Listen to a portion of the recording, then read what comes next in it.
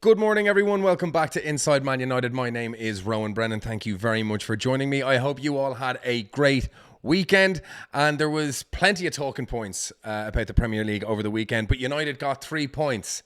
Thank the Lord. An unconvincing display, but 3 points on the board for Erik ten Hag's men. And while that won't relieve pressure off him entirely, it does release the valve just a little bit to get 3 points back on the board. Plus, with everyone else's performances this weekend, United are a little bit closer to the top 6, top 8, whatever you want to call it, with those teams looking to be pulling ahead, but some shock results and very favourable results for United happening over the weekend. It's fantastic. But today, we're going to go through the daily news. So, coming up, Man United saw fresh injury blow with Casemiro potentially ruled out for several weeks as club is told to put the feelers out for a transfer replacement. Ratcliffe, despite contrary reports saying that Ten Hag was safe, could be planning to sack Ten Hag upon his appointment with the new manager in mind. Could a £100 million England ace be Ratcliffe's first big signing at Manchester United? And Man United resurface interest in La Liga target as Ten Hag ponders key midfield addition. Romano hands Manchester United boost in £52 million race amid Real Madrid claims. And Rio Ferdinand has his verdict on one Mr. Antony. And again, could Antony be used in a swap deal for a Brazilian league player? All that and more coming up.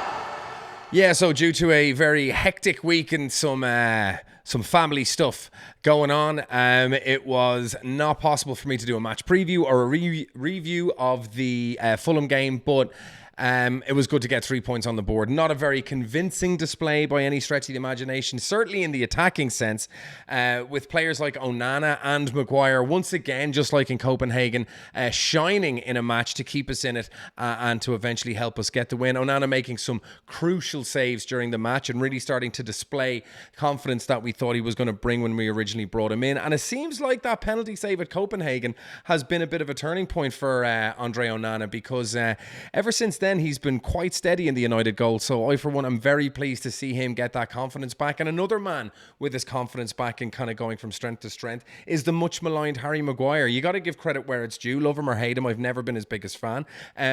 But he has shown exemplary resilience, determination, and a remarkable amount of professionalism, and has come back and been a very important player in many of our games now. And it's always strange to say this about a record centre-half former captain signing, but he's deputised quite well in the absence of better players who are waiting to come back.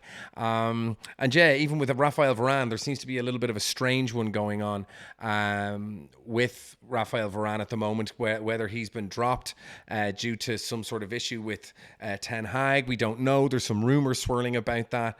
And there's talk of potentially Varane going to the Saudi League in a big money deal.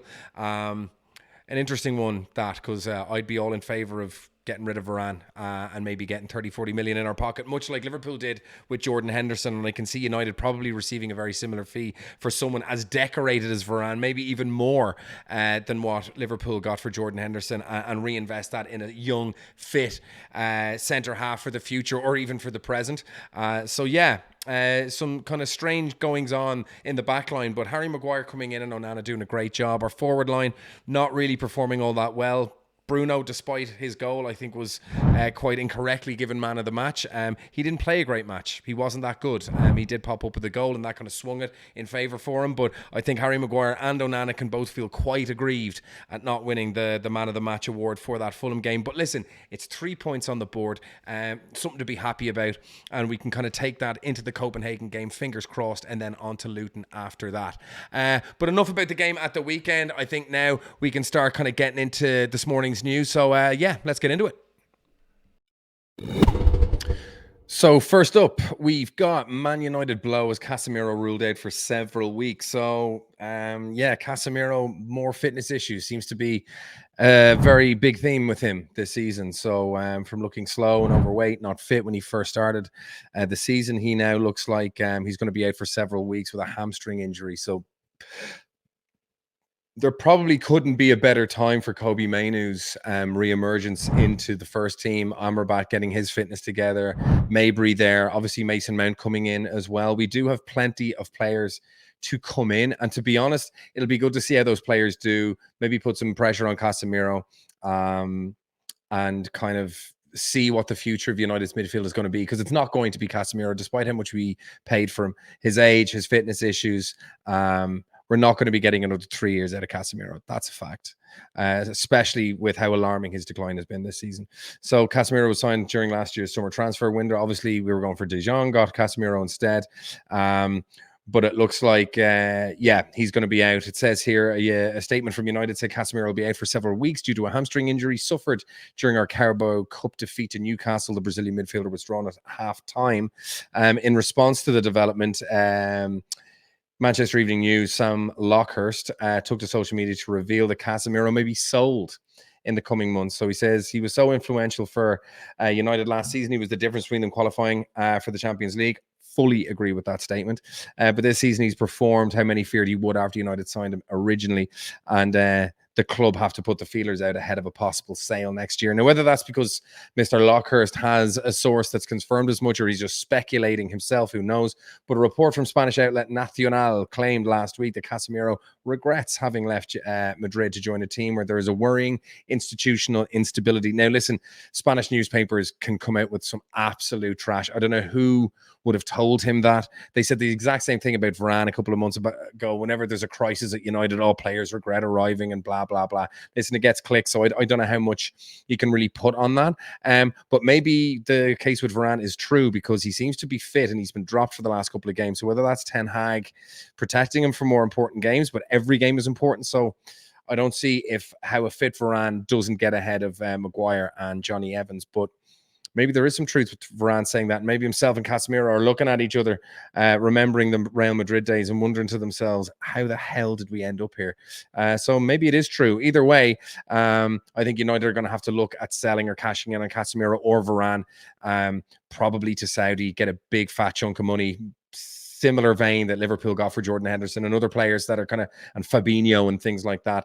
It could be time to wave bye-bye to these kind of aging, creaking, high value, very experienced, very expensive players, and maybe start preparing for the future and waving bye-bye to their experience. It got us a Carabao Cup, but that's about it.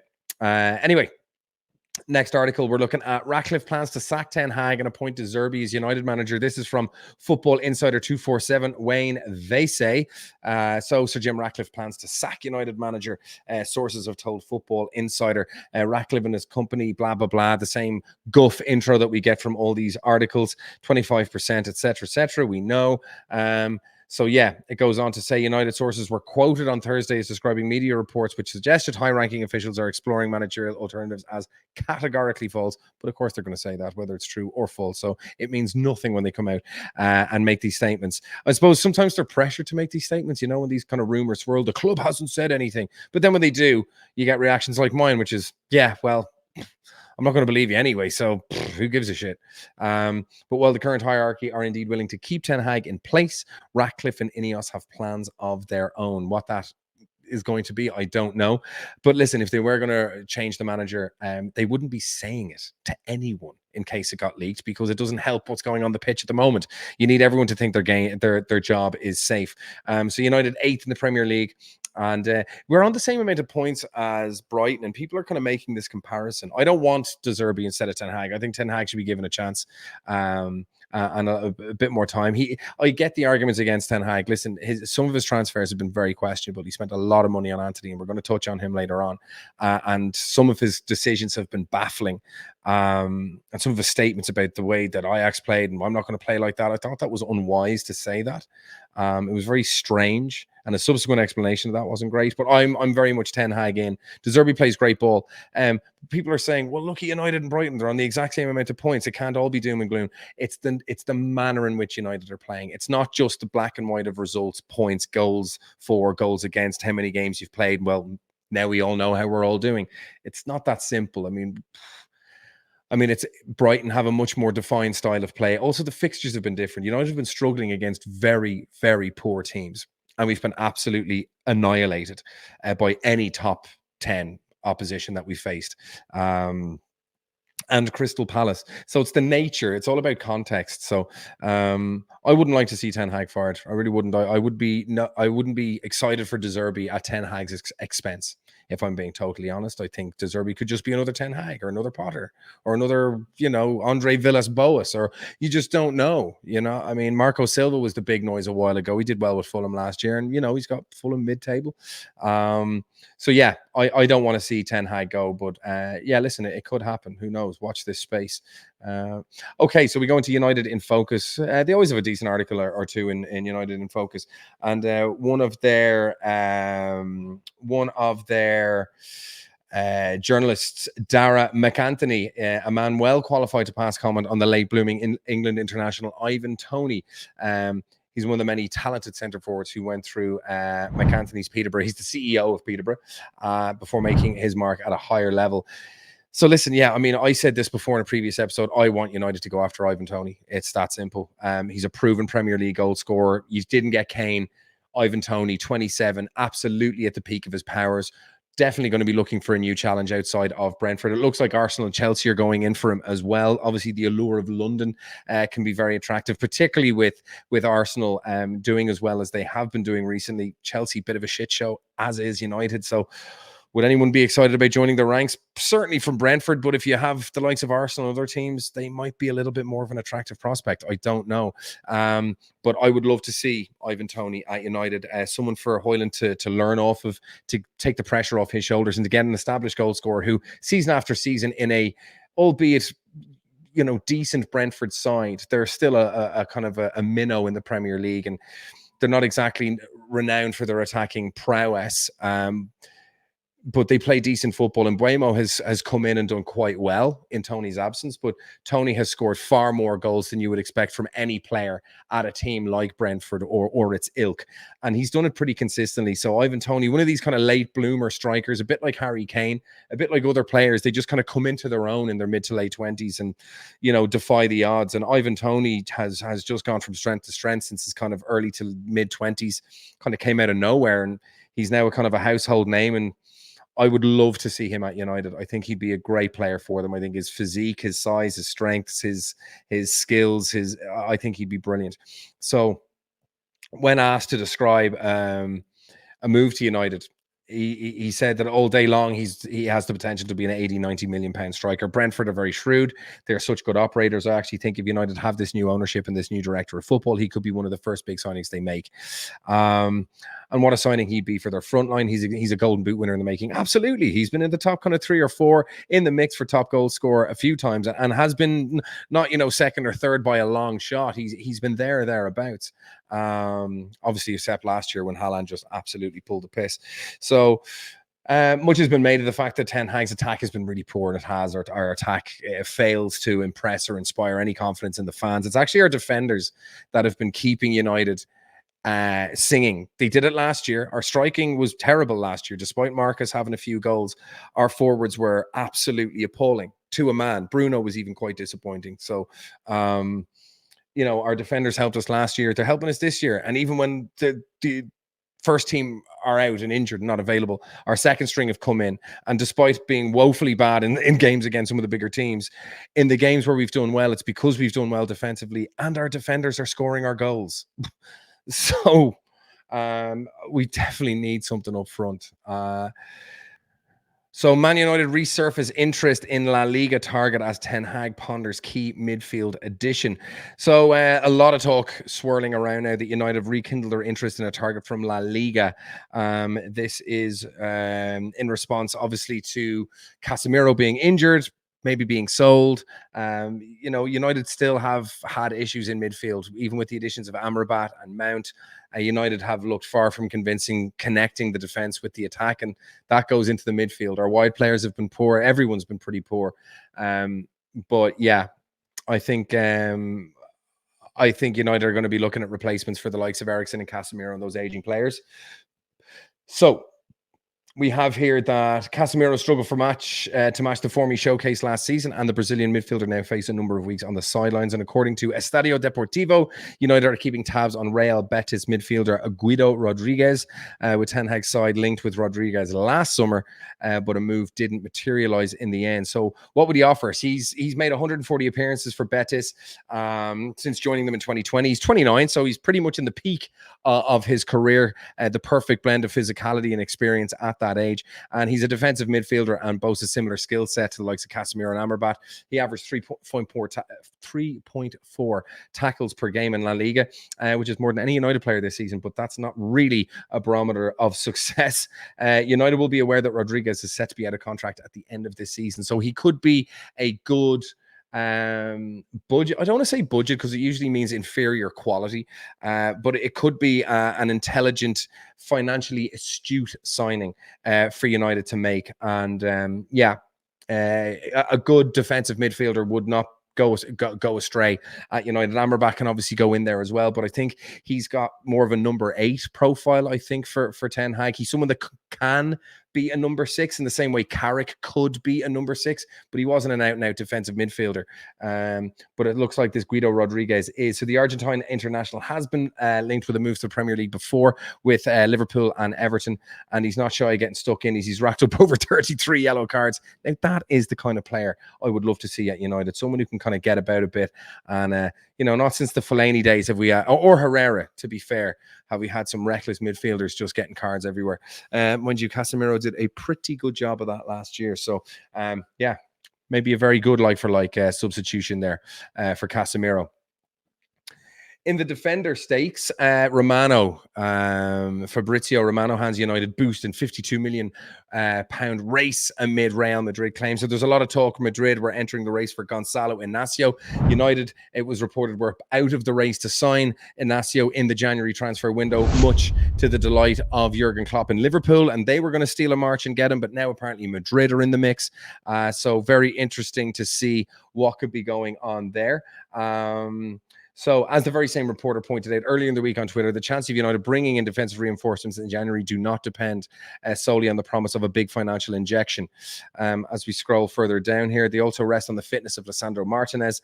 And just a little bit on our injury woes. But Gonzalo Inacio has been on the list of many clubs in England for a long time, Fabrizio Romano says on his YouTube channel, including Newcastle, Liverpool, but also United at the moment. It's just about scouting. There's still nothing concrete. What's real is the release clause, €60 million or £52 million. But Real Madrid have reportedly entered the race. And Romano goes on to rubbish these rumours by saying, what I'm told, Real Madrid have not agreed anything with Sporting for Gonzalo Inacio. There is no agreement. There's not even a concrete negotiation at this stage. So nothing's done. Nothing's guaranteed for January. At the moment, the situation is quiet. It's just about normal scouting for a very talented player. United are looking at a whole host of other centre halves. There's Scalvini. That's new for me, Atlanta's one. But Antonio Silva, I've heard about him long ago. Mark Guhi, he's doing the rounds as well. He would be very expensive, but a good player. So another clean sheet for Guhi as well this Premier League weekend. So that's the news on that front. But for Romano just confirming that Real Madrid are not the front runners and don't have any sort of a connection to a transfer there. So Rio Ferdinand having his say on Antony as he speaks out. Sportskeeda reporting that United great Rio Ferdinand has slammed Antony for his subpar performances and suggested that Alejandro Garnacho could suffer a fallout with Ten Hag in the future. It's a little bit of an exaggeration over what that means, but he goes on to say, I don't know how long Antony has because you could smell the frustration from the fans, let alone hear it. He's played 11 times this season and managed 0 goals and assists from an attacking player that's not good enough.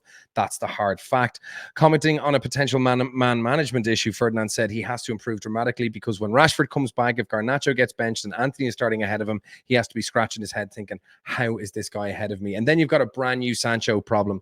That's the thing about Antony, is that is the biggest anchor around Ten Hag's neck, because Ten Hag has to bear the brunt of overseeing a transfer that could go down in United's history as our worst ever transfer.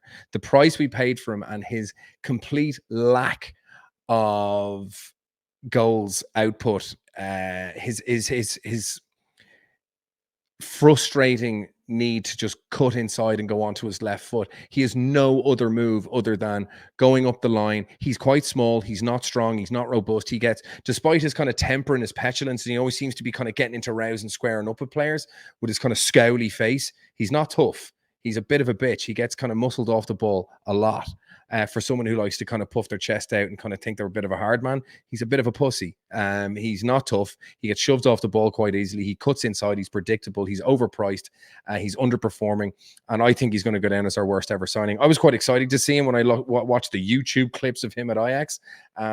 But it's been a monumental disaster, and you cannot stifle talent like Pellistri and Garnacho for the expense of trying to get your most expensive mistake to continue, like to try and prove you right, because all it's going to do is make you look even dumber, more stupid, and incapable of kind of swallowing your pride and admitting your mistake, but stifling the talent of two brilliant players you have in your ranks that are looking to contribute and offer more, or showing they can contribute and offer more. I have to agree with Rio Ferdinand on this. He says, I'd be doing that, and you have to have a competitive edge in the squad, because if you're dropping someone to the bench, that player needs to know the one ahead of him will provide the goods, and he's not going to do that. Not impacting the game, you can't argue it. And then Nani goes on to bemoan United's lack of grit in the last few goals. No leaders, no one saying we have to win, no one digging deep. And again, I think this is a fair commentary. I don't think Bruno Fernandes is a good captain. I think he's got a poor attitude for it. He could be a good number 2 or a number 3, leading by example, but you can shout. All good captains have to shout and scream and communicate and lead, and kind of, people lead in different ways. Harry Kane, David Beckham are very different leaders to Roy Keane and Gennaro Gattuso or Pepe or Ramos. There's different leadership styles, but what you can't be is petulant and childlike and throwing a strop. There's a difference between screaming like a man and then whinging like a baby. Roy Keane would scream and shout and be unhappy, but he did it from a position of authority and leadership, not in a way that you're like, Jesus. And Bruno kind of throws a strop and whinges and makes these kind of faces, poor me. And the fellas around you can't see you behaving like that if you're supposed to be the leader. It's just not allowed. It's not in the manual. You can't do it. And he does that. And he hasn't been playing well enough recently, to be honest, to warrant being the captain. He might be the best of a bad bunch. Maybe that says a wider issue within the United squad, that he's the best leadership option we have. I'd personally give it to Lisandro Martinez once he comes back from injury and establishes, a run of fitness. That's undeniable. But yeah, Nani going on to have a little bit of a pop at United, saying they've no grit. Roy Keane most recently went on to talk about Bruno Fernandes as our greatest ever captain, in all likelihood, and we've had a lot of good ones. Even Roy Keane has said, like, Nani's not a leader, and Roy Keane has called it fairly well quite often with a lot of our players. And if anyone knows what leadership looks like, it's Roy Keane, especially for our club. Unfortunate to hear that, but yeah, just one of those things. And on the Antony issue as well, United weighing up a swap move for Antony. So I can't see any weight in this, but so many different publications are reporting this, that United are looking to maybe swap Antony, give him some time over in the Brazilian league. I can't see Antony agreeing to going back to Brazil. They're not even going to be able to pay him a fifth of the money that he's on at United. So, they're not going to buy him. They can't afford him. He's never going back to Brazil. He's basically wringing time on his chances of professional football within Europe, let alone United and let alone the Premier League. You go back to Germany or you go back to Brazil, it's like, bro, you only go to Brazil when you weren't good enough for anywhere else in Europe, for the most part, to be honest. Having began strongly, the 23-year-old's form has started to dwindle. We know all of this. So United looking to sign Gabriel Barbosa from Flamengo and in turn see the Reds winger to South American return. Goes on to say Barbosa's got 20 goals in 55 appearances last season for the Brazilian side. Not a bad return. It's hardly epic. It's 1 in every 3 games. You're looking at about 12, 13 goals in the league. It's not bad, but the Premier League ain't the Brazilian league. He's 27 and he's already had stints at other clubs. I think he was at Inter Milan and he may have been at Lazio. It was certainly Inter Milan. Inter Milan and Benfica. Sorry, it says that in the article. But both stints were short and largely fruitless. So the guys had a bite of the cherry at European football and failed magnificently, not only in Italy, which is a way weaker league, a much easier league to score goals in than the Premiership. And then Portugal on top of that at Benfica. Benfica is a selling club. They're not a European heavyweight, and he couldn't cut it at either of those clubs. He's 27. He's kind of gone back to Brazil with his tail between his legs, having tried to make it in Europe, and he didn't. So yeah, I'm not having that, and I really hope that transfer doesn't go through. That would be very embarrassing for United to be engaging in a transfer of that nature. Your £100 million signing being loaned off to Brazil, and then you importing a player in their 20s who's got a 1 in 2.5, 1 in 3 average in Brazil, and who's already failed at Milan and Benfica. That would be an appalling statement from the club if they did that. I hope it's not true. But yeah, goes on here to repeat what we've already read about Betis and Guido Rodriguez. So yeah, who knows? Rodriguez could be a great addition in the defensive positions. But what do you think? That is it for the news today. That's it for the news today. So what do you think? Would you wave bye-bye to Casemiro and Varane? Would you start looking at bringing in new blood? What about Antony? Should we just cut our losses? I don't know how much you'd get from these days. Once again, thank you very much for tuning in to the morning news with me, Rowan Brennan, at Inside Man United. Don't forget to hit like, hit subscribe, hit the notification button, and I'll see you on the next one.